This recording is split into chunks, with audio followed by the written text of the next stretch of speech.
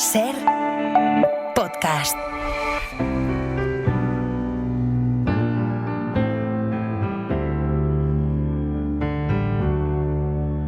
Cuando no salga mi jeta en los diarios, ni los novios bailen ya noches de boda, cuando solo esté de moda si me caigo otra vez del escenario, La ventana de los libros. cuando no sepa la orquesta la canción que te escribí, cuando las casas de apuestas no den €1 por mí, cuando cierren las cantinas y el laurel de mi corona sea de espinas, Con Benjamín Prado. aún voy a guardar un último vals para ti. En los últimos años han proliferado los clubes de lectura, lugares en los que compartir lecturas y conversar sobre lo leído. Y esta tarde hemos invitado a asomarse a la ventana de los libros a los coordinadores de varios de este tipo de clubes.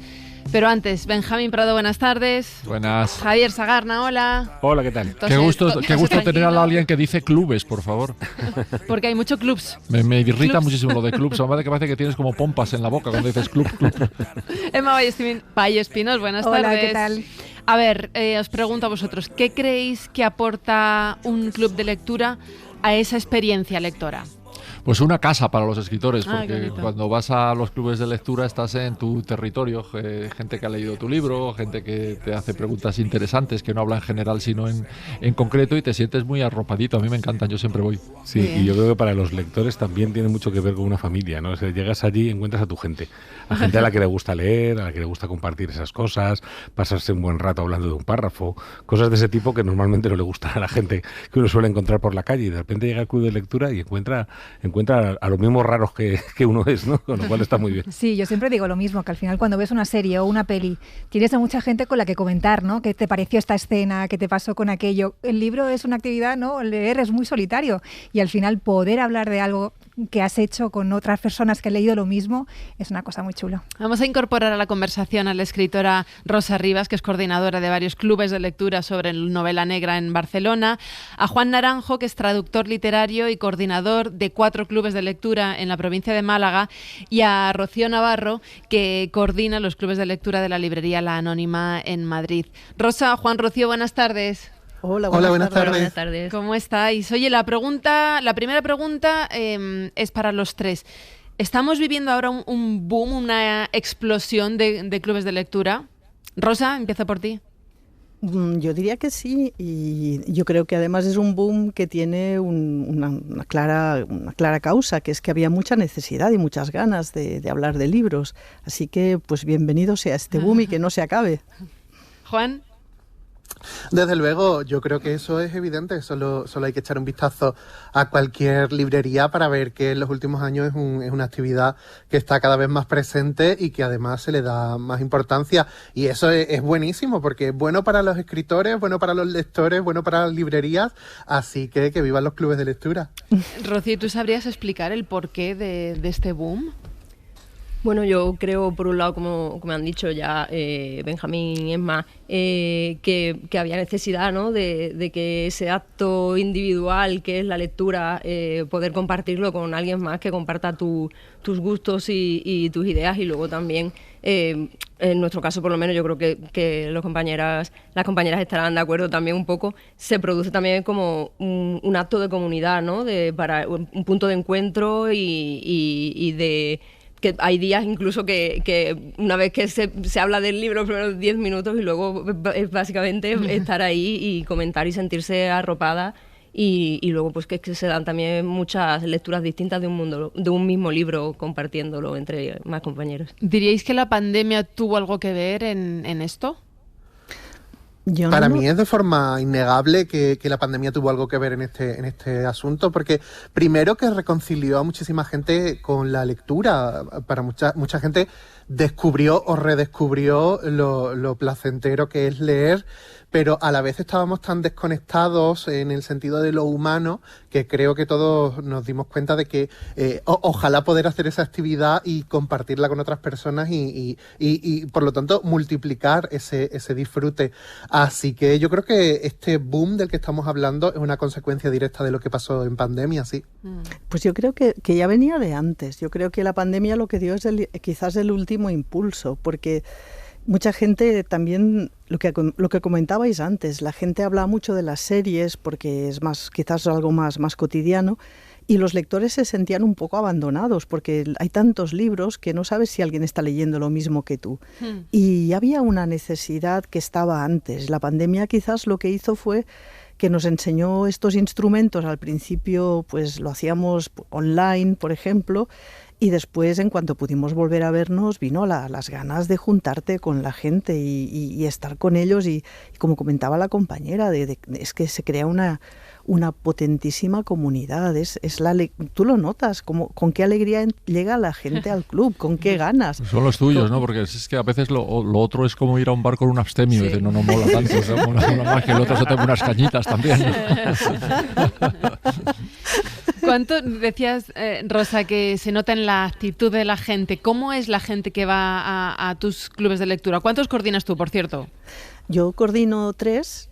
Uno es porque vino tanta gente al que lo tuvimos que doblar el grupo, porque hay un máximo, si no la gente ya no está cómoda, no se puede hablar. Y la gente es muy variada, pues claro, como suele pasar en muchas actividades culturales, muchas más mujeres que hombres, de muchísimas profesiones, de diferentes edades, y yo veo con unas ganas de volver a leer o de quizás empezar a leer en comunidad, quitándole esa parte, ese pozo un poco negativo que nos dejaron a veces las lecturas en la escuela, ¿no? Ahí no hay nada, no hay obligación, no hay castigo, no hay notas, solo es hablar a gusto. Y creo que a mucha gente le está sirviendo para perder el miedo a hablar de libros. A los autores también, porque fíjate que cuando tú vas a dar un taller de literatura vas a explicar cómo se escribe. Cuando tú vas a un club de lectura vas a que te digan lo que has escrito, en cierto sentido, ¿no? Sí, porque las lecturas del libro te añaden cosas al libro que a veces te sorprenden. Que tú no te has dado cuenta. Sí, pero piensas, ¿no? bueno, como esta señora me lo está diciendo de manera muy razonada, inteligente, seguro que está ahí porque si no había ballena blanca no la podía haber visto, ¿no? Entonces es muy interesante desde el punto de vista del autor, muchísimo, es un aprendizaje tremendo. Oye, y hablando de boom, Rosa, en tu caso, que coordinas 3 clubes de lectura, los 3 de novela negra. Uh-huh. Sí, además de diferente enfoque, porque en uno estamos leyendo clásicos y en el otro, que lo hemos llamado Kilómetro Cero, todo autores del territorio español, para darlos a conocer más. Y bueno, ya el éxito ha sido tal que hemos tenido que abrir un grupo más porque no cabía la gente. Así que se juntan lo que se suele decir 2 booms, pero bueno, que yo creo que ya no son booms, ya son tanto la novela negra como los clubes de lectura. Esto ya se queda, esto no es una fase, esto no es una moda. Ha venido para quedarse. Sí, es que además yo creo que eso es una de las grandes virtudes también de los clubes de lectura, que amplían muchísimo lo que lee la gente, ¿no? Uno está acostumbrado a leer un tipo de cosas y tal, y de repente en el club de lectura de repente te hacen leer esto, te hacen leer esto otro, y vas conociendo de repente en novela negra, si ese es tu foco, o en otro tipo o en un club más abierto, pues de otro tipo de cosas. Pero aprendes a leer muchísimas cosas que si no leerías, y eso me parece también muy importante. Eso es muy bonito. Comentaba antes algo, Rosa, que creo que hemos hablado ya alguna vez, que es el hecho de que hay muchísimas más mujeres, y quería saber, Rocío y Juan, si en los vuestros pasa lo mismo y qué creéis que es la explicación para esto. Sí, en nuestro caso, por ejemplo, en la Anónima Librería tenemos 2 clubes que se reúnen fijos una vez al mes, y luego este año hemos empezado a hacer otro más abierto al mes porque tenemos una lista de espera interminable y es imposible dar cabida a todo el mundo en esos 2 grupos fijos, y sí, son mayoritariamente mujeres. De hecho, hay uno de ellos que sí que tenía 2 chicos desde el principio, que luego se quedó en uno, y en el otro grupo hasta hace relativamente poco no había ningún chico y ahora hay uno. ¿Uno y 2 chicos de cuántos? Sí, somos en cada grupo 20, pero luego nos reunimos pues, en torno entre 12, 15, depende del día, porque siempre suele haber bajas de última hora, pero sí, un chico de 20 aproximadamente en cada grupo. ¿En tu caso, Juan? Pues en mi caso exactamente igual. Yo tengo 4 clubes de lectura, que son 5 grupos en realidad, porque de uno también había tanta lista de espera que tuvimos que doblarlo. Y efectivamente en todos hay una inmensísima mayoría de mujeres. En cada uno de los grupos que tengo hay 2, 3 hombres, pero sí, las mujeres son mayoría aplastante. ¿Y por de qué diversas crees? edades. ¿Por qué crees que pasa eso?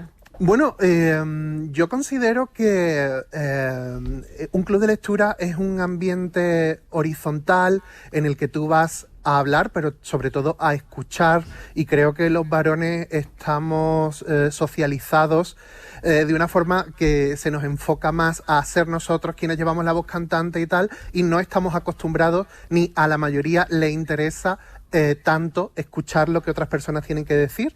Y entonces en estos ambientes en los que tú vas y eres uno más y a lo que vas es a ver qué opinan los demás sobre este asunto, además de a comentar lo que tú piensas, pues habitualmente no hay tanto interés masculino por ser partícipe de estos ambientes, la verdad. Yo estoy fatal. ¿En qué sentido? Porque yo pensé que era por mí, lo de las chicas todas. Creo que es una cosa colectiva. Qué decepción. Oye, decía Benjamín lo que le aporta a él como escritor los clubes de lectura, lo que estamos hablando de lo que le aporta a las participantes, sobre todo de los clubes de lectura, pero a vosotros como coordinadores, ¿qué os lleváis de esta experiencia?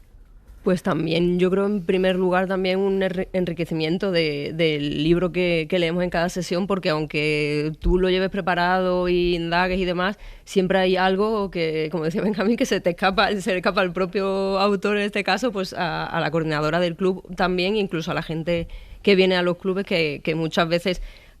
Pocas veces hay consenso en la lectura, cuando eso pasa es muy guay, pero lo más divertido y lo más enriquecedor es que haya muchos puntos de vista y sobre todo muy contrapuestos para llevarse ese enriquecimiento y yo en mi caso como librera me beneficio también de eso, ¿no? Para saber lo que la gente puede llegar a ver y entender de una lectura en concreto. Juan. Sí, yo creo que además es muy interesante la diversidad que hay dentro de los clubes de lectura y por muy preparado que tú lleves un libro, por muy machacado que lo tengas, por mucho que te lo hayas leído ya un par de veces antes de leerlo con el club, de repente lo pones en común con personas que tienen unas edades muy diferentes a la tuya, un bagaje cultural diferente al tuyo y que por lo tanto lo ven y lo sienten desde una perspectiva que a lo mejor no tiene nada que ver con la tuya. Así que eso enriquece, multiplica tu visión de cualquier obra y te hace ver cosas que a lo mejor de otra manera no se te habrían pasado por la cabeza. Yo creo que también el auge de los clubes de lectura tiene mucho que ver con el cambio de perspectiva del consumo de la cultura. Ahora la gente no quiere ser espectadora, solo quiere participar en todo, en todos los sentidos. En las redes no se conforman con ir a un concierto, quieren participar en el concierto, no se conforman, y entonces en ese sentido los clubes de lecturas es perfecto porque es un sitio donde participas, que además en torno al mismo libro, ¿no? Pero a veces también leen uno de Tolstoy de pronto, algunos leen clásicos y demás, ¿no? Uh-huh. Me parece maravilloso que se junten 20 personas a leer La guerra y la paz, me parece una maravilla en estos tiempos de mierda, con perdón, pues me parece fantástico. Perdón. Sí. ¿Y cómo es? ¿Hay normas? ¿Cómo son las sesiones? Por ejemplo, Rosa, en uno de tus clubes, ¿hay alguna norma, o sea, algo obligatorio? Todo el mundo tiene que participar, todo el mundo, bueno, supongo que se tiene que leer el libro hasta el final, si no, no puedes entrar, ¿o cómo funciona esto? Bueno, normas pocas, porque yo creo que es justamente, estamos con adultos y queremos una lectura adulta. Y quiero que la gente se sienta muy cómoda. Si no te has acabado el libro, pero te interesa mucho escuchar qué cuentan los otros, pues te vienes igual. Yo no paso lista ni controlo si han hecho los deberes, porque no los hay. Para mí lo importante es que cada uno se comporte en el club como le apetezca más. Hay gente más participativa, hay gente que viene con apuntes y un montón de notas, hay gente que se va con muchas notas, hay gente que habla más, gente que ese día no tiene ganas de hablar, pero está a gusto ahí. Pues estupendísimo, ¿no?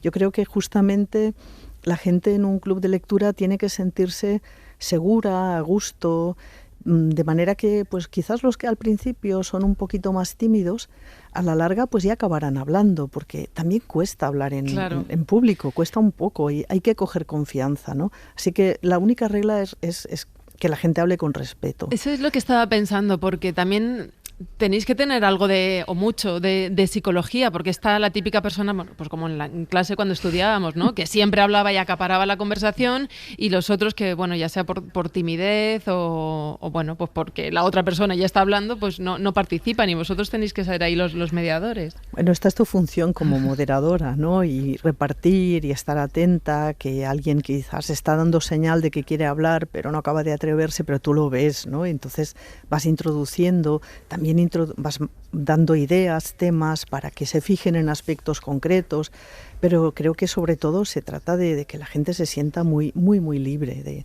de expresarse, y sobre todo eso, que también es algo que aporta un club de lectura, es que aprendes a hablar de libros, ¿no? Que aprendes de los demás cuando cuentan lo que han visto en un libro, y tú piensas, esto es lo que yo quería decir, pero no sabía cómo expresarlo, ¿no? Porque también es ampliar tu manera de analizar, de manifestar lo que te gustó, lo que no te gustó, y pienso que eso también se aprende de los compañeros del club, se aprende mucho. Hablemos de salseo. ¿Qué pasa? Hay muchas interacciones. ¿Qué tipo de relaciones se establecen dentro de estos clubes? Se ríe. Venga, Rosa, dale. Sin decir nombres y apellidos, Rosa. Nombre, no sé, seguro que no lo hago. Bueno, no, yo creo que estoy muy, muy, muy contenta, y es algo que me hace muy feliz en que la gente, que nacen amistades literarias. Y además que hay una necesidad de verse después o fuera del club también. Y ahora, por ejemplo, en el club que voy a tener precisamente mañana, como en abril no hay sesión, pues y se echan de menos, pues mañana han dicho, oye, pero hacemos una cena, ¿no? O sea, que se crea una parte social muy interesante, y sí que vas viendo pues cómo nacen amistades literarias. Claro, eso es precioso. Sí, en nuestro caso también, ¿no? Se crean muchas amistades entre las asistentes a los clubs a los clubes, perdón. Y incluso en uno de ellos hay varias chicas que han sido madres más o menos a la vez, y ahora las ves que vienen juntas con sus peques a los cuentacuentos de la librería. Qué y guay. También luego pues eso, también quedan a veces pues para hacer actividades culturales juntas y demás. Sí, se crean muchos lazos de amistad, sobre todo en torno a la cultura, y es Qué muy bonito. guay. Además, que muchas veces se dan amistades absolutamente insólitas de personas con edades muy distintas, con vida muy diferentes, que a lo mejor de otra manera, si no hubiese sido en el propio club de lectura, no tendrían ningún vínculo y no se conocerían de nada. Y de repente, esto de tener un libro en común y verse mes tras mes durante años, forja una amistad que bueno, pues que lleva no solo a que después nos tomemos algo después de la reunión, sino a que, bueno, como han dicho las compañeras, que se organicen planes culturales para hacer otras cosas que tienen que ver con la literatura o que a lo mejor no. Así que, bueno, pues es muy bonito ver cómo de repente un club de lectura sirve de catalizador para crear amistades entre distintas generaciones, entre personas que no tienen nada que ver y que lo único que les une es el amor por la literatura. Sí, y el tráfico de libros que se organiza, ¿no? También. La gente aparece, van pasando libros para arriba y para abajo. Mira, el que salió el otro día, te lo comento. Y, o sea, es fantástico, es mucho más que el tiempo que pasas en el club de lectura. Decía Rocío antes, ¿no? Cuando hay consenso, genial, pero no suele ser lo habitual. Se discute mucho en los clubes de lectura y hay apasionamientos. Sí, por supuesto, si no lo hubiera mal, ¿no? Es que claro, yo creo que eso es la gracia, el que la gente, pero que la gente argumente, que explique por qué les parece horrible el libro o les parece maravilloso, y a veces salen unas polémicas estupendísimas y eso es lo que a mí me gusta, y a veces incluso yo misma me sorprendo, ¿no? Pues propongo un libro que me parece que va a gustar ya voy conociendo a los lectores, pienso, esto le va a gustar mucho a estos, y después me dicen, ¡ay, qué horror de libro, no me ha gustado nada! Pues claro, también con eso tienes que lidiar, ¿no? Al autor eso ya le gusta menos, ¿eh? Cuando se levanta uno y dice eso de, mira, yo he leído el libro y te voy a ser muy sincero, y dice, no, déjelo, no es necesario. Seame un poco educado mejor, no sea muy sincero, Sí, ¿no? sí. Que también hay un arquetipo que se repite a veces en los clubes de lectura, que es digamos, el que busca la pregunta polémica, por decirlo. Sí. ¿No? Está ahí, hay No, una el serie voy de a ser arquetipos que se sincero, repiten, ¿verdad? Sí, el voy a ser sincero ya es una mala entrada. Sí, siempre. Es lo siguiente a tenemos que hablar, ¿no? Más o menos. Oye, ahora que acabamos de empezar marzo, ¿Cuáles van a ser este mes las lecturas de los clubes que coordináis? Pues en mi caso, por ejemplo, en uno de los clubes vamos a leer Han cantado bingo, que lo leímos... Fuimos aquí a la autora el otro día. Maravilloso. Es maravilloso, sí. Curiosamente, esa fue la lectura del otro grupo en diciembre, así que lo tengo más o menos fresco y es un libro maravilloso. Y en el otro hemos tirado un poco de no novedad en este caso y vamos a leer Nada se opone a la noche de Delfín de Vigan. Wow. Esos son los dos que En tu caso, Rocío, ¿eres tú la que elige las lecturas o las participantes proponen también? ¿Cómo lo gestionas? En nuestro caso, los dos clubes que se reúnen de manera asidua todos los meses, eligen ellas, hacemos entre todas propuestas, tenemos un grupo de WhatsApp para cada club, en lo que, como decían antes también las compañeras, hay muchísimo tráfico de recomendaciones de libros en cada club, salimos como con 8 o 10 libros más para leer cada uno. Y en esos grupos proponemos entre todas y se hace como una votación y el libro que más votos recibe es el que se lee ese mes, y a veces se producen también empates y demás, entonces pues se van dejando las lecturas hacia más adelante, pero sí lo hacemos participativo desde el primer momento en ese sentido. Juan, en tu caso, ¿qué libros vais a leer este mes? Bueno, en mi caso es que tengo 4 clubes, así que os lo voy diciendo de uno en uno. En el club de lectura de editoriales independientes vamos a leer Arado Torcido, de un autor contemporáneo brasileño, que es un libro que me está encantando. En el club de cómic de autora estamos leyendo Heimat, Lejos de mi hogar, de Nora Cruz, que es un cómic sobre la memoria histórica alucinante. En el club de narrativa contemporánea estamos leyendo Hamnet, porque por supuesto este mes había que leer Hamnet. Y en el club de clásicos universales estamos leyendo De ratones y hombres. Así que bueno, hay para todos los gustos. Sí, sí. ¿Y en vuestro caso, Rosa? Pues en el club de clásicos de la novela negra tenemos Mi prima Rachel, de Daphne du Maurier, y en el de Kilómetro Cero tenemos este mes una novela en catalán que se llama Els Crits, de Víctor Record. Qué bien, qué bien. Sí, sí, sí. ¿Y habéis hecho alguna vez un club de lectura de microrrelatos o no da para eso? No. De momento no. De momento no. Bueno, yo normalmente en mis clubes lo que siempre leemos novela, pero sí que es cierto que en el club de lectura de editoriales independientes todos los años meto un par de libros de relatos y han funcionado muy bien en general. La verdad es que es otra forma de enfrentarse a la reunión, porque yo la voy segmentando para que no se nos líen las cosas y vayamos centrándonos y prestándole atención a los distintos relatos entre sí, pero la verdad es que a mí me ha funcionado muy bien. Qué bien. Especialmente con un libro de Ana Starobinets que nos gustó un montón. Maravillosa. Sí.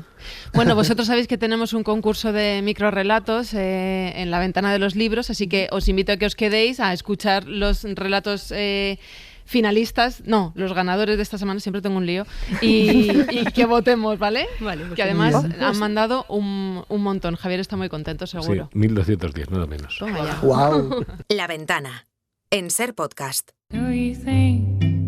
So you think you can tell heaven from hell, blue skies from pain? Can you tell a green field from a cold steel rail, a smile from a veil? Van a ser las 7 menos 20, las 6 menos 20 en Canarias. Estamos en la ventana de los libros hablando de clubes de lectura con 3 coordinadores expertos, con Rosa Rivas, Juan Naranjo y Rocío Navarro, que nos estaban contando los vínculos que se crean en este tipo de grupos, el tráfico de recomendaciones también que se generan. Y claro, hemos dicho recomendaciones, aquí también tenemos tráfico de recomendaciones todos los lunes con Benjamín. Y tú dirás, ¿por cuál empezamos? Pues hoy es el día Juan Gómez. A ver. El primer Juan Gómez es una novela. Yo creo que entre las novelas que te gustan están las que te gustan y las que además de gustarte te impresionan. A mí me ha impresionado mucho esta novela que se llama Abril o Nunca, de Juan Gómez Bárcena, que publica Seis Barral. Es una historia tremenda, ¿no? La historia de una pareja divorciada en la que la hija tiene 2 veces al año el cumpleaños. Un día lo celebra con su mamá en Madrid, otro día lo celebra con el padre en Benidorm, donde se ha ido después de dejar su trabajo habitual para convertirse en profesor de buceo, instructor de buceo. Y entonces en uno de los cumpleaños van a una gala y la niña sabemos que le va a pasar algo desde el primer momento. Desaparece cuando están buceando y efectivamente la niña muere. Hay una escena tremenda en el tanatorio con la madre y tal. Y a partir de ese momento el protagonista decide engañarse, decide fingir en realidad un poco que a lo mejor lo que él cree que ha pasado no ha pasado, sino ha sido una mala pesadilla. Y con una relación que empieza a tener con otra mujer, está basada toda, no quiero contar mucho la novela, está basada toda la relación en que él desde el principio le miente, le hace creer que la hija está viva, que va a venir, incluso llega a fingir que un fin de semana ha estado ahí, pero que no es el momento todavía de presentársela. Bueno, al final es una reflexión tremenda sobre el sentimiento de culpa, sobre la soledad, sobre la pérdida. Es una novela tremenda, pero es que además tengo que decir que Juan Gómez Bárcena escribe como Dios, o sea, párrafo a párrafo te va pegando trompazos y la verdad que es un escritor envidiablemente bueno.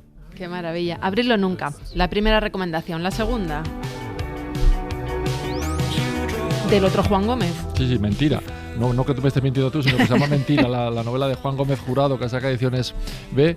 Y es una novela que yo diría que en realidad es como si fueran dos, ¿no? Empieza contando una historia muy de Juan Gómez Jurado, una mujer que trabaja, bueno, como asesina a sueldo realmente, o por lo menos resolviendo temas complicados de manera fulminante. En una de las operaciones que hace, entre dos bandas de narcotraficantes que se tirotean entre ellos, la buscan porque la acusan de haber, en fin, hecho abajo el negocio. Tiene un accidente, va con un hermano que tiene una enfermedad, en fin, que requiere unos cuidados tremendos, unas medicinas que le cuestan 600 euros a la semana y que son los que hacen que se ha metido en ese oficio terrible, ¿no? Cae en el accidente en un pueblo y como entre las identidades falsas que lleva está una de jueza, pues ellos se creen que es jueza y la hacen ser jueza de una serie de asuntos también criminales que ocurren en ese pueblo. Entonces ahí se convierte en una segunda novela y la verdad que, bueno, dos por precio. Uno, hay que decir que las novelas de Juan Gómez Jurado hay que llevarlas en tráiler también, son todas es verdad. gorditas y entonces pues caben bien. Pero bueno, como siempre, acción, buena escritura, inmediatez y una serie que se le ve ahí detrás al texto, pero vamos. Y va a estar aquí en la ventana de los libros sí, lo sé, en 2 semanas, ¿no? Lo sé que lo traemos en 2 semanas. Qué bien. Contó la historia que más me ha divertido a mí de los últimos años, ¿te acuerdas? Cuando contó que fue a dar una conferencia no sé dónde y le fue a ver una sola persona. Y entonces le dijo, bueno, yo la voy a dar igual, además le agradezco mucho que haya venido usted en un día en el que juega el Real Madrid. Y este señor dijo, que juega el Madrid, discúlpeme entonces. Sí, es maravilloso. Es verdad. Mara Torres, buenas tardes. ¿Qué tal? Buenas tardes, Marta y todos. Súmate a la conversación, a escuchar los microrelatos de esta semana. Hemos recibido un montón, 1200. 1210. 1210. Es verdad que había más tiempo. No le quites 10 al prepotente de Sagarna. No le quites 10. Ha habido más tiempo, es verdad. Pero veníamos de 2 semanas, o sea que no es tampoco una cifra desmedida ni mucho menos. Pero oye, 1210 que no está nada mal. Vamos a escucharlos ahora. Relatos en cadena. Una historia en 100 palabras para un premio de 6.000 euros.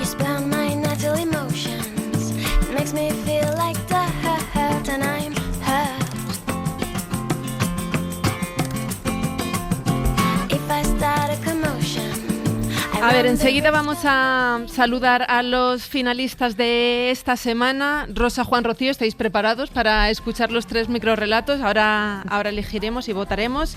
Saludamos a María Laura Alarcón, tiene 34 años, vive en Argentina y nos llama desde allí. María Laura, buenas tardes. Hola, buenas tardes a todos, ¿cómo están? Pues muy contentos de saludarte. Para ti son las 2 de la tarde, ¿no? Van a ser las 3 menos cuarto. Exacto, sí, así es. ¿Y cómo te pillamos? 4 horas menos. Y me pillan trabajando en un break justo. Pues mira, hemos atinado. ¿Eres finalista semanal por primera vez?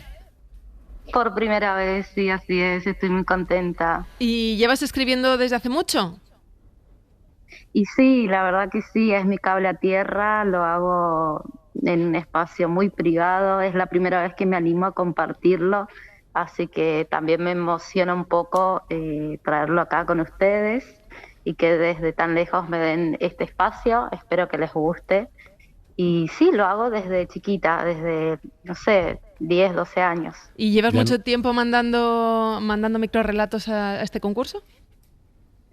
Bueno, la verdad es que los conozco hace poquito, empecé a escucharlos en febrero más o menos, a principio de febrero. O sea, ¿hace unas semanas? Sí, hace unas semanas, sí, tal cual. y lo encontré revisando diferentes formatos de lectura y club de lectura, bueno, un poco lo que estaban hablando ustedes también anteriormente, de ese espacio de familia, ¿no? Y me choqué con Relatos en Cadena y dije, bueno, ¿por qué no? Quizás sea un lugar para mí. Y lo envié y acá estamos. Pues bienvenida, claro que es un lugar para ti. Y decías si el relato nos había gustado, hombre, nos ha gustado, está entre los 3 elegidos de 1210, así que ya puedes estar muy contenta. Qué lindo, sí, estoy muy contenta. Gracias. Qué bien, qué bien. Bueno, pues ahora escucharemos tu microrrelato, María Laura. Vamos a saludar a Manuel Domínguez, tiene 61 años, vive en Pontedeume, en Coruña. Manuel, buenas tardes. Hola, buenas tardes. ¿Tú también eres finalista semanal por primera vez? Sí, sí. ¿Y desde hace cuánto nos mandas microrrelatos? Pues a ver, desde hace como un par de años o así, de forma más o menos intermitente. Qué bien, qué bien. Bueno, ¿y en qué te has inspirado para esta historia? Pues en la vida real, porque, bueno, con ciertos cambios, pero yo una vez llevé pues un tronco de un árbol a clase y les pedí a los alumnos que escogieran fechas. Y bueno, fue una experiencia así muy interesante. Porque eres profesor de historia en un instituto, has sido, creo que estás jubilado. Sí, efectivamente, sí. Bueno. Llevo un año jubilado. Qué bien, qué bien. ¿Y qué tal la vida del otro lado? Pues muy bien, muy cómoda, la verdad. Sí, ¿verdad? Me imagino. Sí, apenas echo de menos la otra. Qué bien. Pues ahora también escucharemos tu microrrelato y entenderemos mejor esto de las fechas que nos comentas. Vamos a saludar a Rosalía Guerrero, tiene 58 años, es de Valencia. Rosalía, buenas tardes.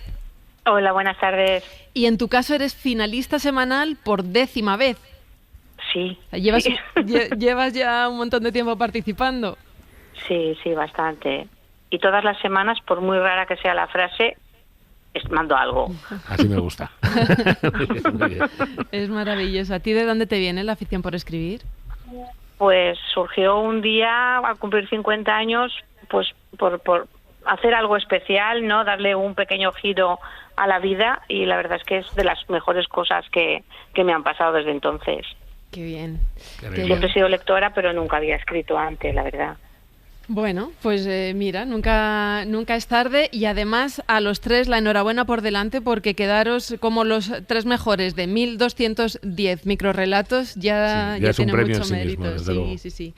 Venga, vamos a escuchar los 3 y vamos a votar. El primero, el de María Laura, se llama Cumpleaños número 80.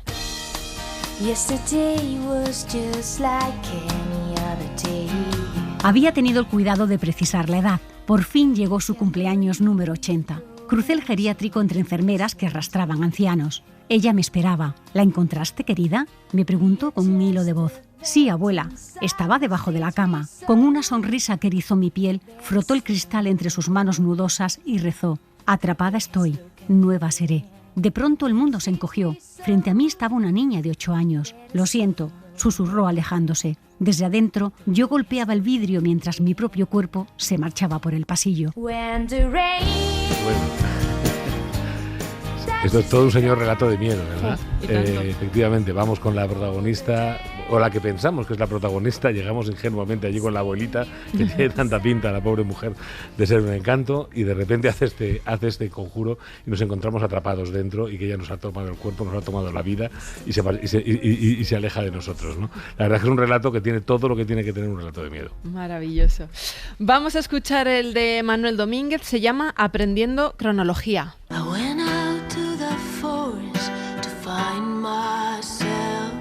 Había tenido el cuidado de precisar la edad después de cortarlo. Cuando llegó a clase con aquel grueso tronco, le pidió a los niños que escogieran una fecha histórica que consideraran significativa y que, partiendo del último anillo de crecimiento, colocaran una banderita en el lugar correspondiente. Uno la clavó en el del año 1492, otro escogió el de 1968, hubo alguno que prefirió 1898, también la pusieron en 1914, en 1945 o en 1939. Finalmente, un niño la colocó en el último anillo. El profesor, extrañado, le preguntó por qué había escogido ese año. El niño le respondió: fue el momento en que mataron al árbol. La verdad es que creo que es una belleza el microrrelato, ¿no? Porque así como quien no quiere la cosa, contando simplemente algo que hacen los niños, que si pongo la banderita aquí, te fijas todas las fechas en las que lo van poniendo, son guerras, son desastres, son batallas, grandes momentos de la humanidad, Sí. ¿no? Y de repente este niño final, creo que más consciente que ninguno de lo que es el sufrimiento, la pone justamente en el anillo donde mataron al árbol. Me parece una maravilla de relato. Lo es, lo es. Vamos a escuchar el tercero, el de Rosalía. Se llama La mejor opción para decorar el jardín. Porque las hadas existen. Había tenido el cuidado de precisar la edad de los gnomos que había comprado. Demasiado jóvenes todavía no habían aprendido a utilizar sus poderes y demasiado ancianos ya no tenían ganas de usarlos. No había tenido suerte con las hadas. Las primeras que compró eran demasiado jóvenes y en cuanto las soltó, se fugaron a un bosquecillo cercano. Y las siguientes eran tan mayores que gruñían como brujas. En cuanto abrió la caja, los gnomos salieron en estampida en busca de las hadas. Sentada en el escalón, decidió comprar una sirena que no pudiera escapar del estanque. Cuando las hadas se hacen presentes, llevan una vida aparentemente normal y las puedes... Bueno, pues a grandes males, grandes remedios. La verdad es que a mí me encanta el ambiente mágico que ha creado aquí en un momento Rosalía, ¿no? En nada, en 4 o 5 líneas, nos ha transportado este mundo. Sabemos ya las reglas de las hadas, de los duendes, la sirena, y lo que uno le queda casi con ganas es de empezar a habitar este mundo durante más tiempo. Además que sí. Bueno, ya hemos dicho que los tres eran de un nivelazo que nos iba a costar mucho decidir. Vamos a votar. Los microrrelatistas lo han hecho ya primero. María Laura, tú has votado por... Para decorar el jardín. Por Rosalía. Rosalía. Manuel, tú has votado por... El primero, por El de María el Laura. cumpleaños número 80, sí. Eso es. ¿Y tú, Rosalía? Yo por ese niño enamorado del árbol, me ha encantado. A ver, nuestros coordinadores de clubes de lectura. Rosa, ¿tú por cuál votas? Yo voto por el del árbol, que me ha parecido muy sensible y muy emocionante. El de Manuel. ¿Juan? Yo lo siento, no puedo ser objetivo, pero es que el terror latinoamericano escrito por mujeres es mi absoluta debilidad, así que yo me quedo con María Laura. Rocío, ¿y tú? Yo me sumo a la opinión de Juan y también voto cumpleaños número 80. Vale. Mara. Yo me voy a quedar con la mejor opción para decorar el jardín de Rosalía. Emma. Yo por Manuel, el segundo. Jolín, está Sí. muy ajustado. El empate. Benja. Yo por Manuel y su árbol testigo de la historia también. Javier. Y yo por Manuel también. Bueno, pues entonces Manuel pasa a la final mensual. María Laura, Rosalía, muchísimas gracias. Seguid escribiendo el mes que viene. Por supuesto. Muchas gracias, sí, por supuesto, ahí vamos a estar. Muy bien. Manuel, enhorabuena. Muchas gracias. Qué bien. Pues... Pues dejo los deberes, si te venga, parece. venga. Fue el momento en que mataron al árbol. No está mal como frase inicial. Está chula. Está bien, sí. Fue el momento en que mataron al árbol. Tiene hasta el próximo jueves a las 12 de la mañana para enviar sus microrrelatos a través de la página web de la Escuela de Escritores, escueladeescritores.com. Qué bien. Vosotros, a los coordinadores de los clubes de lectura, escribís normalmente, ya sea el género que sea, un microrrelato, poesía, novela? Yo no. Me encantaría, pero no. ¿Lo habéis intentado al menos? Yo sí, yo soy autor de un cómic que salió en 2020 con Sapristi, se llama Mariquita, una historia autobiográfica de la homofobia. Y bueno, y ahora estoy con otra cosa de la que podré hablar pronto. Rosa, tú sí. Yo soy escritora, sí. Y por eso disfruto además doblemente los clubes de Claro. lectura. Qué bien. Qué bien. Bueno, pues vamos a encender la luz del faro, ¿no?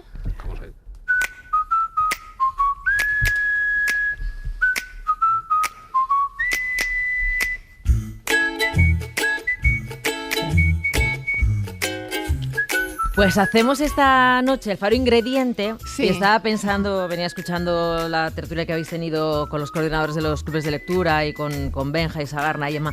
Entonces, ¿qué ingredientes tendría que tener un buen microrrelato? Aquí se habla mucho de la sorpresa final. Sí. ¿Verdad, Sagarna? Muchas Pero veces bien una trabajada. sorpresa final, que sea una carcajada o que te corte la respiración. Pero bien trabajada. Una sorpresa final que llegue bien preparada. La preparación es otra cosa que tiene que tener un microrelato, por ejemplo, ¿no?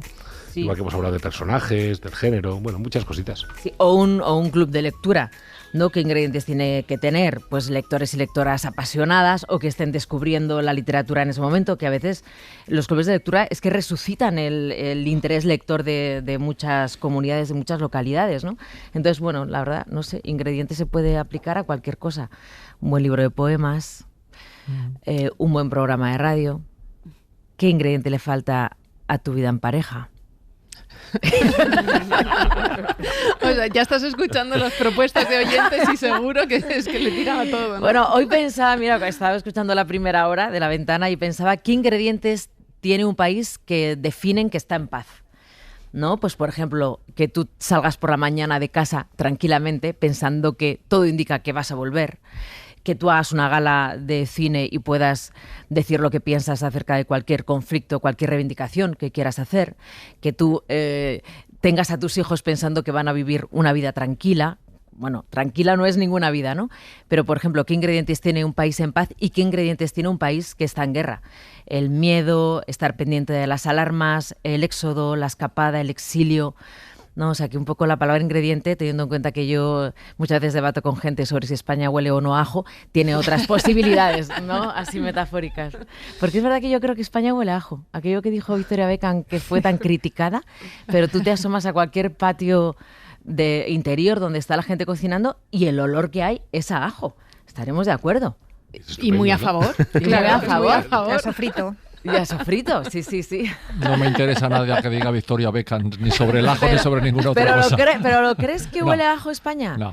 Pero ¿cómo que no? Tú vas a Marruecos y tiene un olor especial. Tú viajas a cualquier otro lugar y tiene el olor de la Del cocina. lugar, y el sí. ingrediente fundamental en este país, en la cocina, es el ajo.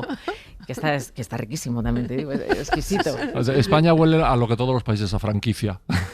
Se huelen todos a lo mismo, porque todos los mismos japoneses, las mismas cafeterías. Sí, pero las mismas casas no. hamburgueserías, etcétera, ¿no? Una cosa son las calles, a lo mejor, y otra cosa son las casas, ¿no? Y en las casas sí que todavía hay un yo creo que sí, la remanente, verdad. ajo y perejil, yo le añado. Sí, y luego es que es un olor muy casero, o sea, muy de familia. Mara, hazme caso, cámbiate de barrio, ¿vale?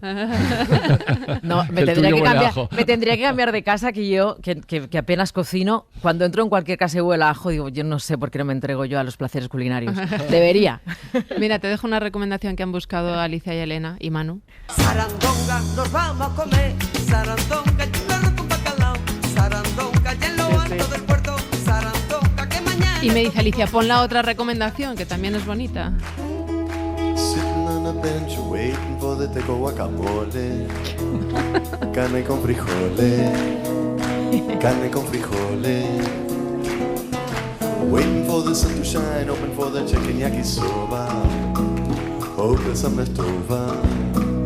I hope there's some left over. Kevin Johansen, que es maravilloso. Qué bien suena. ¿Sabes que se ha puesto de moda hacer tu propio perfume? No sé Sí, si lo sabéis. Hay sí, muchas sí. tiendas a las que tú ya no vas a comprar un perfume con una marca determinada, sino que tú pides el perfume que huela a vainilla o a no sé cuántos.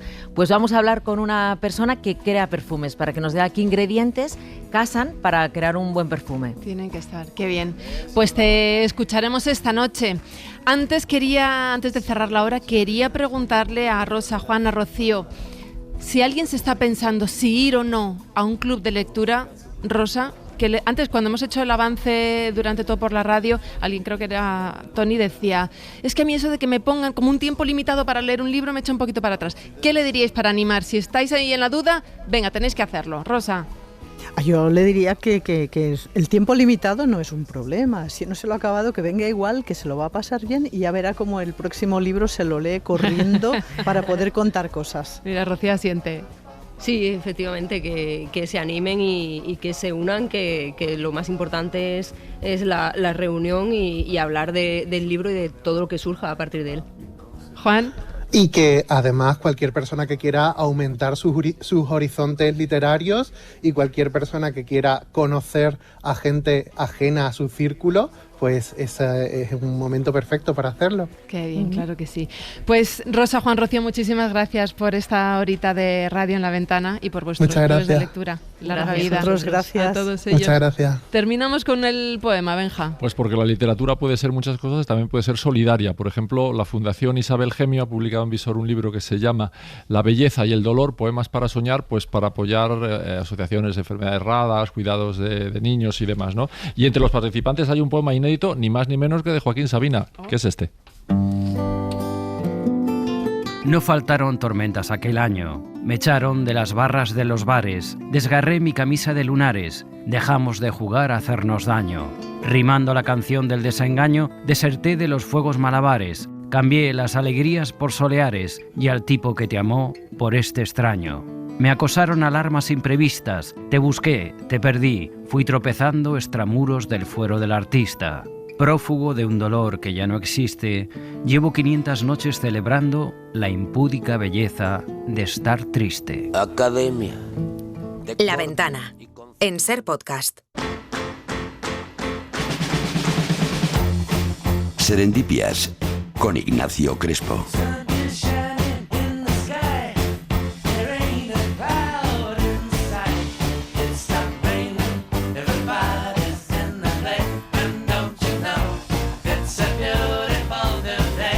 Que nadie se confunda y nadie se asuste, porque hasta ahora sí, cada día, de lunes a jueves, hablamos de historia con Nieves con Costrina, pero esta semana y solo por cuestiones logísticas vamos a hacer algo un poco distinto. Tenemos con nosotros a Ignacio Crespo. Ignacio, buenas tardes. Buenas tardes. Ignacio es el director de Serendipias, el programa de ciencia de la cadena SER, y nos vas a proponer durante estos 4 días que hablemos de ciencia, pero sin soltar la historia. No sé qué tienes pensado. Es justo por lo que has dicho tú. No quiero que nadie se confunda, que nadie se asuste. Traemos de repente la ciencia. Ya está bien la promesa de esto no es definitivo, es algo temporal. Así que pido a los oyentes que se queden, que intentaré hacer suave la transición. Y esa transición será, como dices, con historia. Y me quedé pensando, dije, tengo que venir aquí 4 días. ¿Qué puedo hacer para que no sea algo deslavazado? Cada programa lo suyo, que tenga cierta coherencia. Y empecé a pensar conceptos que la ciencia y la historia de la ciencia hayan tratado por grupos de 4, y así podemos hacer igual, uno para cada uno. Y me vino a la cabeza uno que me gusta mucho. Entonces yo creo que antes de enunciarlo te voy a hacer una pregunta. Uy. ¿De qué crees que está hecho el mundo? ¿El mundo de átomos? Se dice mucho lo de los átomos, ¿no? Claro. Hombre, ya ¿Partículas? Que estamos... Vale, partículas está guay. Átomos, si nos quedamos con el concepto griego, como etimológicamente aquello que no se puede dividir más, pues claro, el mundo estará hecho de cosas, de unidades básicas que no podemos dividir mucho más. La pregunta es, ¿qué son? La definición de átomos que da la ciencia, sabemos que curiosamente se puede dividir. Hay cosas más pequeñas, quarks, y algunos dicen que incluso cuerdas. Pero esto es a lo que hemos llegado ahora. En su momento, lo que se planteó, y esto es como empezó realmente la filosofía occidental tal y como la conocemos, fue con esa pregunta. ¿Cuál es la unidad básica de la que se compone la realidad? Y los presocráticos, que se llaman así, empezaron a buscar opciones. Tales de Miletos dijo, el agua. El agua igual es lo más fundamental. Y está bien porque empezó a buscar regularidades, no apelaba a una agencia de un dios que decidiera cosas, era mecanicista. Pero hubo que desarrollarlo un poquito más y algunos pensadores más adelante, como por ejemplo Anaxímenes, dijeron, no me vale solo con decir el elemento, él cogió en este caso el aire, sino que necesito un mecanismo por el cual uno se convierte en todo lo que vemos. El aire, cuando se rarefacta, decía, se convierte en fuego y cuando se condensa, se convierte en agua. Tiene un mecanismo explicativo, ya va sonando más a ciencia, pero todos ellos hablaban de un único elemento, uno, el que fuera agua, fuera aire. Hacía falta, y sobre todo para esto que he dicho que necesito 4 conceptos, sí, ya sé por dónde vas, avanzar un poquito más. Y entonces llegamos a el año 490 a.C. más o menos, cuando nace Empédocles. Y Empédocles es el primer pluralista reconocido que dice, no podemos encontrar un único elemento que describa toda la realidad. No podemos reducir unos a otros. Nos vamos a encontrar al menos 4. Y entonces es cuando habla del fuego, el aire, agua, la tierra y el... O sea que vamos a hablar de los 4 elementos. Vamos a hablar de los 4 elementos. ¿Por dónde empezamos entonces? Pues yo te iba a proponer que empezáramos sobre todo por un audio que creo que es obligatorio. Aquí se ven estas personas o símbolos de personas reuniendo los 4 elementos de la vida: agua y fuego, tierra y aire, alrededor de un quinto. Un quinto elemento. Claro. Me estás haciendo trampa. Claro, Ahora de esto repente solo el quinto elemento. Para aclararlo, porque yo creo que la mayor parte de nosotros conocemos los elementos de Empédocles a partir de esto, de ese quinto elemento, que en realidad se introduce mucho más adelante. Lo introduce Aristóteles, es el éter. Hablaremos de él, pero hablaremos de él cuando hablemos del aire. Hoy yo quiero que empecemos con el fuego, que es uno de los que más me gustan y da para hablar largo y tendido. Entonces, si te parece, voy con otra pregunta. Ya que te pregunté de qué está hecho la realidad, Venga. te quiero preguntar, ¿qué es el fuego? ¿Qué es el fuego? Claro. Me haces tú la sección, realmente. Pues se va a acabar aquí. ¿Qué es el fuego? Pues no sé si tienes alguna idea. Dale Vale. tú. Es que es una pregunta muy difícil. Podemos pensar que lo entendemos porque lo tenemos en nuestro día a día. El agua son moléculas. Claro, por ejemplo, de H2O, hidrógeno Sí. y oxígeno. La tierra, pues pueden ser minerales, ¿no? Sí. Pero ¿el fuego está compuesto de átomos o es otra cosa? Y ¿Es una combustión? podemos decir que es una combustión, y una combustión no es una entidad, no es una sustancia, es un proceso.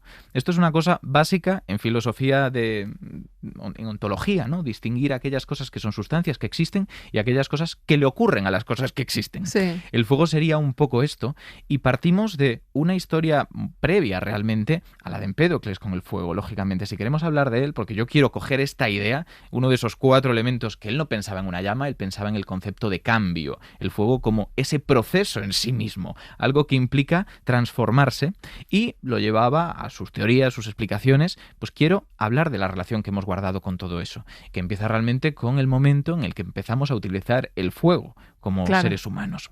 Y para eso nos tenemos que remontar casi 1 millón de años, que es una barbaridad.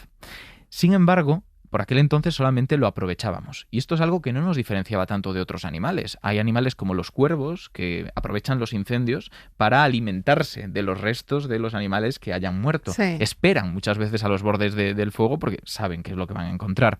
Nosotros tuvimos que avanzar un poquito más y llegar a unos 800.000 años antes de Cristo, más o menos, para que empezáramos a saber cómo producirlo, a desentrañar la base que podía engendrar el fuego, que podía aprovecharlo para llevarlo de aquí a allá, para generarlo cuando nos interesaba, y esto ya significa cierto conocimiento sobre las regularidades del mundo. Aquí hay, no sé si ciencia, pero al menos tecnología. Y tiene que ver con un concepto que luego entraremos más si hace falta, pero que es fundamental, y es ¿qué hace falta para que haya fuego? Genera la idea del triángulo del fuego. Hablan mucho los bomberos de esto, y yo creo que para entenderlo podemos empezar por ahí. Venga. Hay 3 elementos. ¿Tú Sí. qué dirías que necesitamos si queremos hacer aquí una hoguera en este momento? ¿Qué se te ocurre?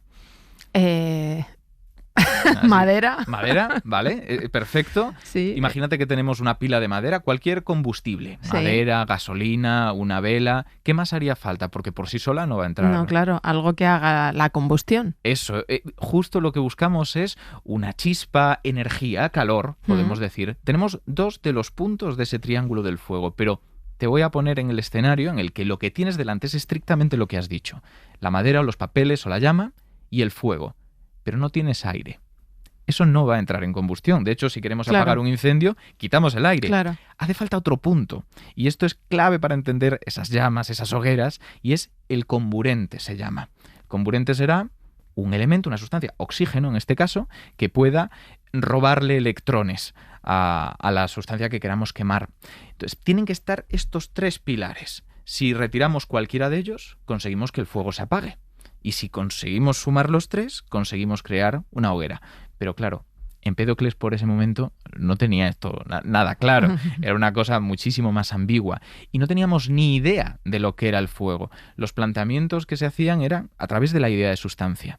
Y quiero que avancemos bastantes siglos. Quiero que vayamos al siglo XVI para hablar de lo que sospechaban que era en aquel entonces, porque es cuando se produjo uno de los grandes cambios. Ellos planteaban, porque creían que todo eran sustancias, que el fuego era una sustancia que abandonaba la madera, el papel, cuando entraba en combustión. Sí. Que salía simplemente, que transfería el calor de un lado a otro. Le llamaron flogisto. Pero había un problema.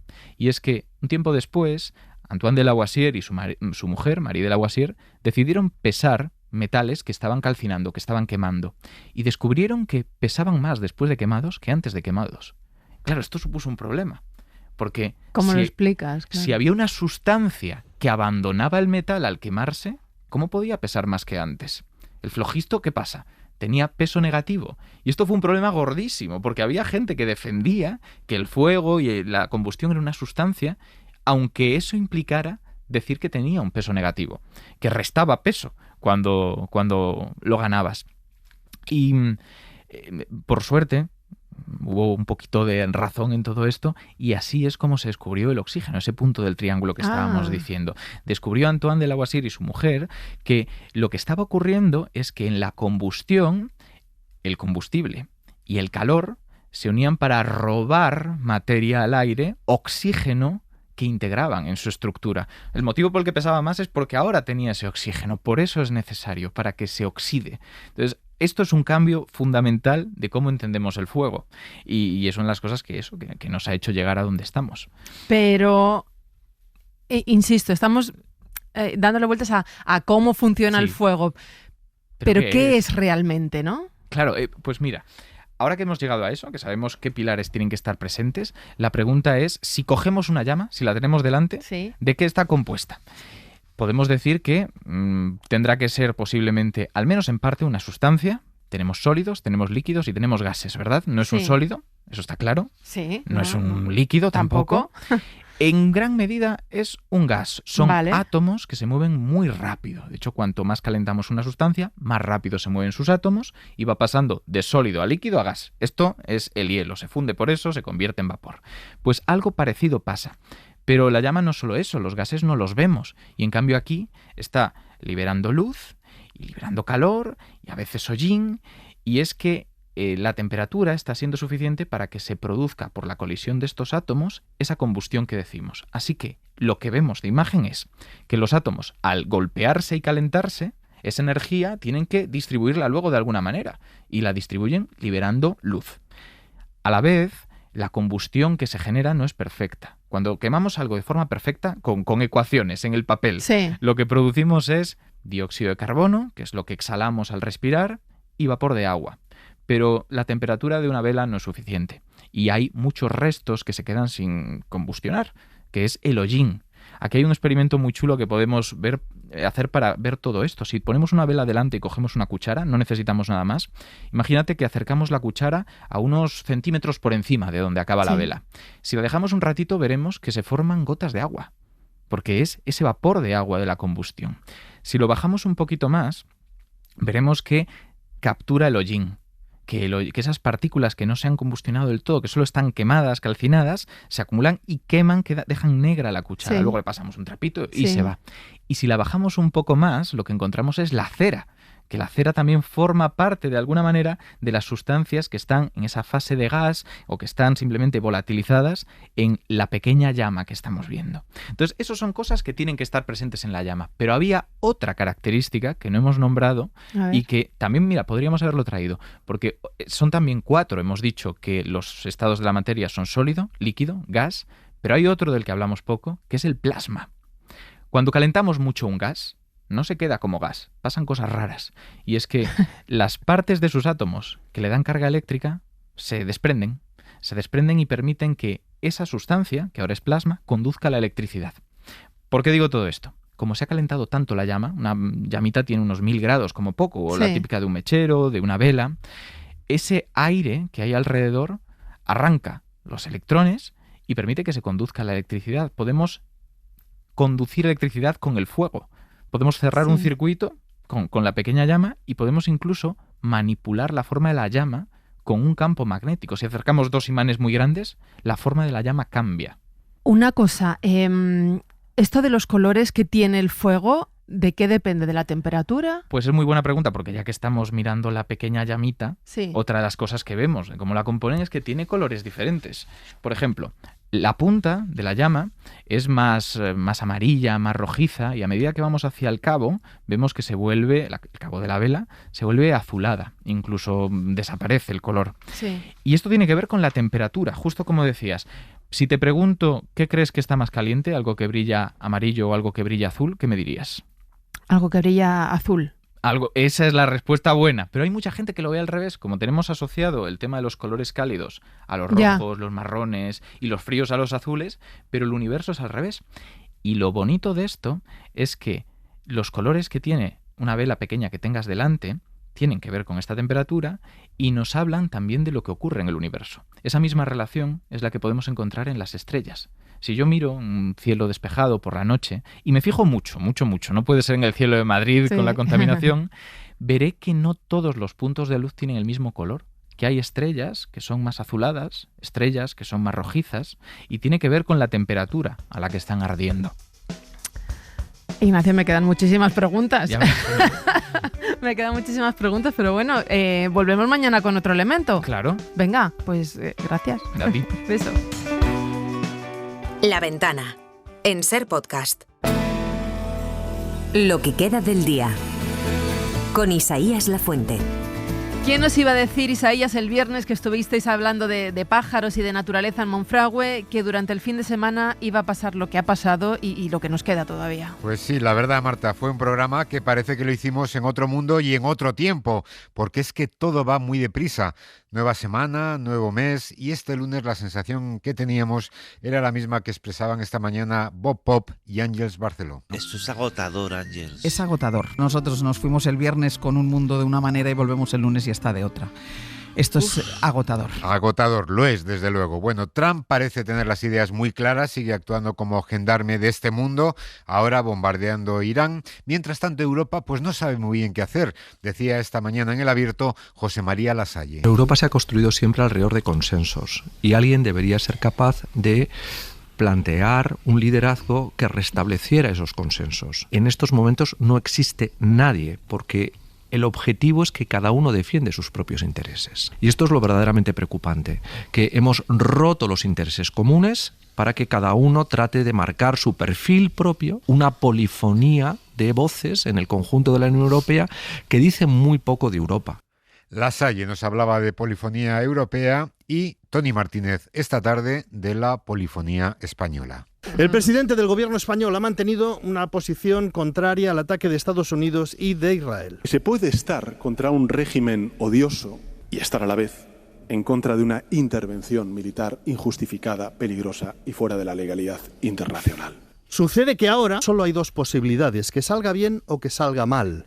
Si sale bien será espantoso, porque significa que en cualquier momento Estados Unidos puede atacar un país unilateralmente y que esas son las reglas del mundo. Pero si sale mal, es peor, porque si sale mal, vamos a una guerra generalizada.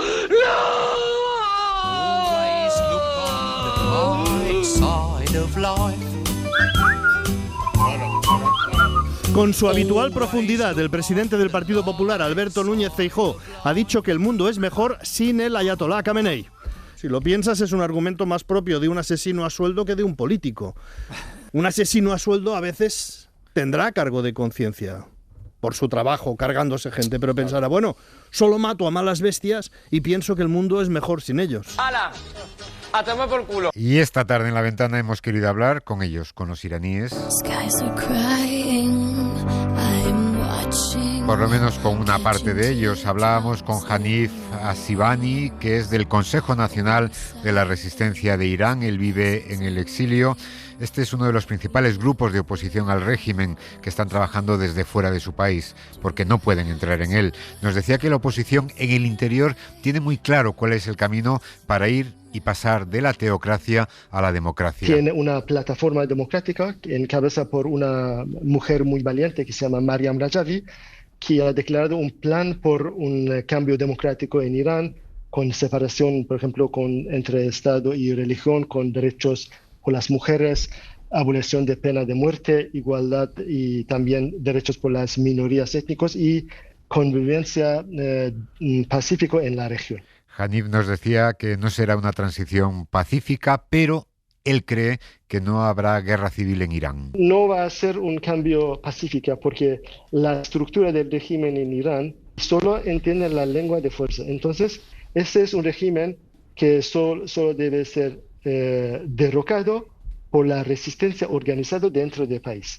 Así que vamos a ver confrontaciones, pero no necesariamente guerra civil, porque si tenemos una estructura, si tenemos una idea unificadora, que es una república libre laica, muchas de fuerzas pueden unirse bajo misma idea para alcanzar, acabar con el régimen. Y desde luego nos decía que el camino desde la teocracia de los ayatolás a una democracia no es precisamente que el hijo del Shah vuelva a Irán. La verdad es que el hijo del Shah no puede ser una opción válida, porque el hijo del Shah tiene su relación con, digamos, el régimen anterior del Shah y nunca se distanció de este régimen.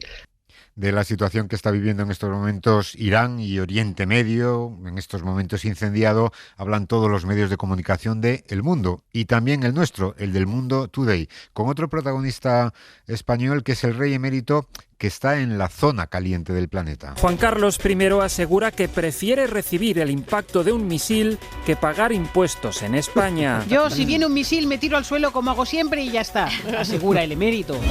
Zapatero argumenta que es imposible que rescatase una aerolínea si en casi 8 años de presidente fue incapaz de rescatar España. A ver si se creen que soy Tom Cruise, rescatando aviones, insiste el expresidente. La FIFA se plantea darle a Trump otro premio de la paz tras el último ataque a Irán. Está cada vez más cerca de provocar el estallido de la tercera paz mundial. Los españoles descubren horrorizados que el mundo está plagado de injusticias tras ver la gala de los Goya. Yo no veo los Goya porque prefiero no enterarme, dice gran parte de la ciudadanía. De los Goya hablaba El Mundo Today, de los Goya se ha seguido hablando hoy lunes. Dos grandes triunfadoras, Sirat por el número de estatuillas conseguidas y los domingos por las categorías de los Goyas que recibieron.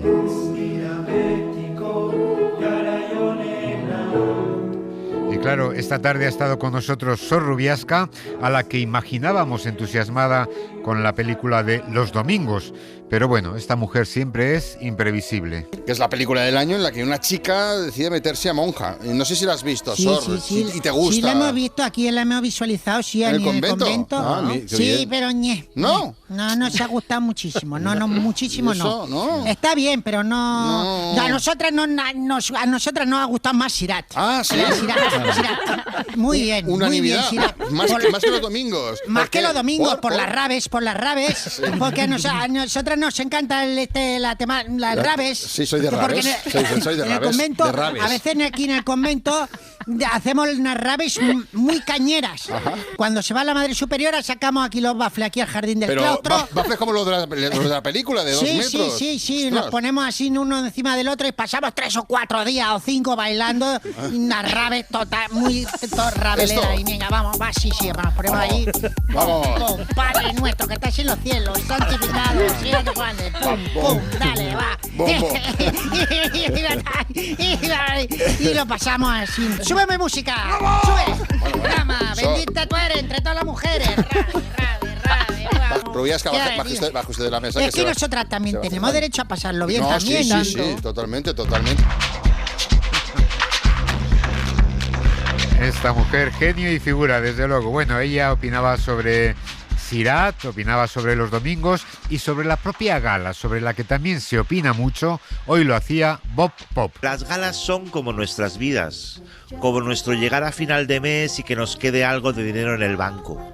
Son a ver si este mes me da para ahorrar y acabas tirando de visa. Las galas de los Goya son exactamente lo mismo.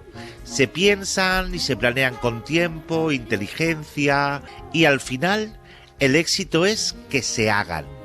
Que no se muera nadie esa noche. Los Goya son siempre pa' habernos matado y no matarse es ya un éxito. Porque al final todo el mundo que ha estado allí currando por encima de sus posibilidades se abraza y celebra no que haya salido bien, sino que haya salido. Punto. Igual que nosotras, que al terminar un mes desastroso celebramos que por lo menos no nos hemos muerto. Bueno, hay otros que celebraron y celebraron mucho. Esta tarde hemos tomado café en la ventana con Cristian Beteta, que es el director de Ángulo Muerto, que ha recibido el Goya al mejor corto de ficción. La película cuenta la historia de una pareja separada cuyo hijo se ha suicidado víctima del bullying que sufrió y habla, pues sí, de eso, del acoso, pero también del duelo de los padres, de la comunicación en la familia, del sentimiento de culpa, de la venganza y sobre todo de esa violencia que solo genera más violencia. Nos ha dicho que el trabajo de investigación en realidad no lo hizo él, lo hicieron los propios actores. Quien hizo este trabajo de investigación, curiosamente, fueron los actores, o sea, este trabajo de investigación en profundidad. Eva y Carlos, que me acuerdo que se informaron mucho cuando quedamos para ensayar. Bueno, hubo un día que quedamos simplemente para hablar del tema y del corto, y ellos sí que para hacer el estudio de personaje, perdón, lo trabajaron mucho. Yo, la verdad que me aterraba mucho también el tratar un tema tan sensible, ¿no? Porque creo que el bullying es algo que, en realidad, para mí el corto no habla del bullying, no habla de la gestión del dolor, pero bueno, evidentemente el bullying es el telón de fondo y está muy presente todo el trabajo, y me daba mucho miedo, ¿no?, tratar un tema tan importante, tan trascendental, que afecta a tantas personas con frivolidad. Entonces, bueno, intenté tratarlo como con distancia, ¿no?, que estuviese de fondo, e intenté hacerlo con respeto. Y se llevó el premio, un premio físico, la estatuilla, pero después ha recibido 2 premios más, nos ha dicho, los coloquios que está protagonizando después de las películas y también los pases de este corto que se están haciendo en colegios. Algo que me ha parecido maravilloso han sido los coloquios, ¿no?, que hemos hecho después de muchos pases en festivales, porque te pones a hablar de la gestión, de la venganza, de la relación entre los padres y los hijos, de cómo educarles, de si esto tiene solución, de si no. Algo también muy, muy maravilloso, muy reconfortante que nos ha pasado es que el cortometraje se está pasando en escuelas, nos lo han pedido profesores, y más allá del Goya, que es un reconocimiento pues increíble, evidentemente, pues que el corto se esté pasando en coles y esté generando debate y quizá pueda generar reflexión, es algo que nos hace muy felices porque sentimos que nuestro trabajo realmente sirve para algo, ¿no? Si de repente cambiamos que un chico deje de hacer bullying por ver el corto o se lo replantee, creo que es el mejor premio que podemos tener. Pues seguro que lo conseguirán, porque el corto merece mucho la pena. Bueno, y hemos tenido, como todos los días, nuestras greguerías que comenzaban hablando de geopolítica y acababan hablando de fútbol. Pues empezamos con el análisis geopolítico que hace aquí Monsalvos. También es casualidad que Estados Unidos haya atacado a 2 de los 3 países con más petróleo del planeta. Llámame suspicaz, pero he visto Jungla de Cristal y al final no es más que un robo. O sea. Un consejo de salud lleno de sentido común el que da Ángel. ¿Cómo vais a tomar esteroides sabiendo que eso fue lo que mató a los dinosaurios? Eso lo ha hecho García Mario. Es el turno de Vilma, que desarrolla al completo la ley de Murphy. En la vida real, la tostada de mermelada no cae al suelo por el lado de la mermelada. Primero roza el mantel, la pata de la mesa, la puerta de la nevera y el pantalón del niño. Y acabamos con deportes. Hombre al agua habla sobre ese futbolista que sí, que tienes en mente. Doctor, ¿volveré a jugar a fútbol? Esperemos que no. Pues mira, el protagonista de esta última greguería podía haber sido un oyente que ha llamado esta mañana al consultorio de Bob Pop. Hablaban de grandes errores de la vida. Lo mío fue físico, no fue nada poético ni filosófico ni nada. Fue un partido de fútbol sala hace ya como 20 años por ahí. Y bueno, nos juntamos, lo típico, los vecinos, ¿sabes? Nos pensábamos que estábamos todos en buena forma. Sí, fue una carnicería, ¿sabes? Acabamos todos, pero rotos.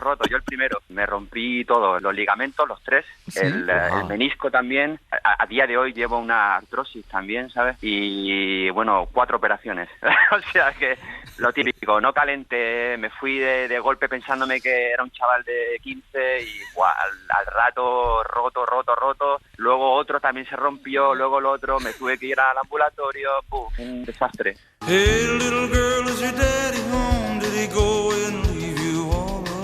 Bueno, hoy no ha estado con nosotros Francino, tampoco ha estado Nieves con Costrina, pero en su ausencia Ignacio Crespo, director de Serendipias, ha decidido estar con nosotros para mezclar historia y ciencia, preguntándose de qué está hecho el mundo que nos rodea. Y ha llegado a Empédocles, que alrededor del año 400 dijo que estaba hecho el mundo de agua, de aire, de tierra y de fuego. Y ha hablado del fuego y de sus colores. Ya que estamos mirando la pequeña llamita, otra de las cosas que vemos, como la componen, es que tiene colores diferentes.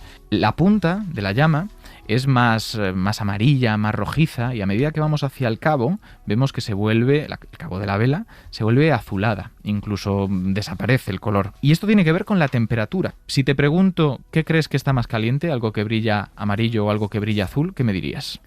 Algo que brilla azul. Esa es la respuesta buena, pero hay mucha gente que lo ve al revés. Como tenemos asociado el tema de los colores cálidos a los rojos, los marrones y los fríos a los azules, pero el universo es al revés. Y esta tarde en La Ventana hemos hablado, en La Ventana de los Libros, de clubes de lectura con Rosa Rivas, con Juan Naranjo, con Rocío Navarro, entre ellos más de una docena de clubes llevan, y los tres están de acuerdo en que están viviendo un auténtico boom. Yo diría que sí. Yo creo que además es un boom que tiene una clara causa, que es que había mucha necesidad y muchas ganas de hablar de libros. Así que, pues bienvenido sea este boom y que no se acabe. Desde luego, y eso es buenísimo, porque es bueno para los escritores, bueno para los lectores, bueno para las librerías, así que vivan los clubes de lectura. Bueno, yo creo que había necesidad, ¿no?, de que ese acto individual que es la lectura, poder compartirlo con alguien más que comparta tus gustos y pues tus están ideas. de acuerdo en esto, discrepan eso sí sobre si la pandemia y el confinamiento tuvo algo que ver con este boom que se está viviendo. Y Juan y Rosa aquí no tenían la misma opinión. Primero, que reconcilió a muchísima gente con la lectura. Mucha gente descubrió o redescubrió lo placentero que es leer, pero a la vez estábamos tan desconectados en el sentido de lo humano que creo que todos nos dimos cuenta de que ojalá poder hacer esa actividad y compartirla con otras personas y por lo tanto multiplicar ese disfrute. Pues yo creo que ya venía de antes. Yo creo que la pandemia lo que dio es quizás el último impulso, porque la gente habla mucho de las series porque es quizás algo más cotidiano. Y los lectores se sentían un poco abandonados porque hay tantos libros que no sabes si alguien está leyendo lo mismo que tú. Y había una necesidad que estaba antes. Pues mira, Marta, da lo mismo por qué fue, lo importante es que ha sido. Pues así terminamos. Mañana volvemos a abrir La Ventana a las 4, las 3 en Canarias. Un beso muy fuerte. Para no perderte ningún episodio, síguenos en la aplicación o la web de la SER, Podium Podcast o tu plataforma de audio favorita.